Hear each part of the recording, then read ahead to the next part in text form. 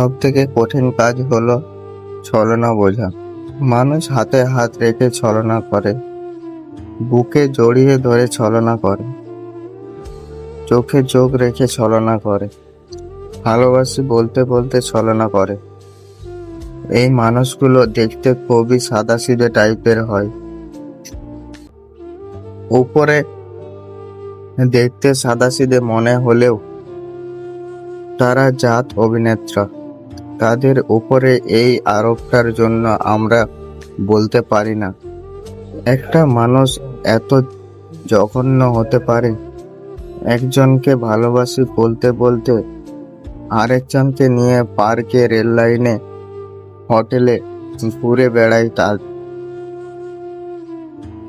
তাদের এই সব নিজের চোখে দেখার পরেও নিজের চোখকেও বিশ্বাস করতে পারে না। নিজেকে কুয়াশায় ঘেরার মতো মনে হয়। মেনে নিতে না চাইলেও এটাই সত্যি। যখন এইসব নিয়ে কথা বলতে যাবেন তার সাথে, তখন নিজেই সব থেকে বেশি খারাপ থাকবেন। কারণ আপনার সাথে ঝগড়া হলে তার মন খারাপ ভালো করার জন্য আরো 2-4 জন আছে, কিন্তু আপনার মন ভালো করার জন্য আপনার কাছে কেউ নেই। শুধু সেই ছিল। আপনি সব জেনে শুনে মেনে নিয়ে ঠিক করতে চাইলেও কোনো কিছুই আর আগের মতোই ঠিক হবে না। তার সাথে একটু কথা বলার তীব্র যন্ত্রণা রোজ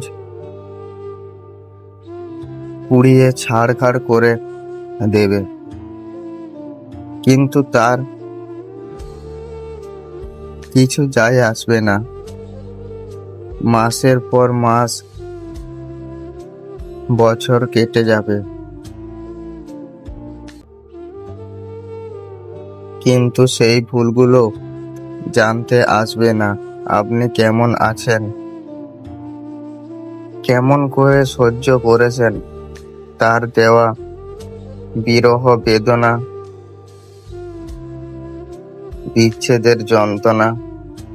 তার দেওয়া বিরহ বিচ্ছেদের আগুনে পুড়তে পুড়তে অনেকটা সময় পর বুঝতে পারলাম আসলে নিজের ভালো নিজেকেই রাখতে হয়। কারোর ওপর নির্ভর করে থাকলে শুধু জ্বলে পুড়ে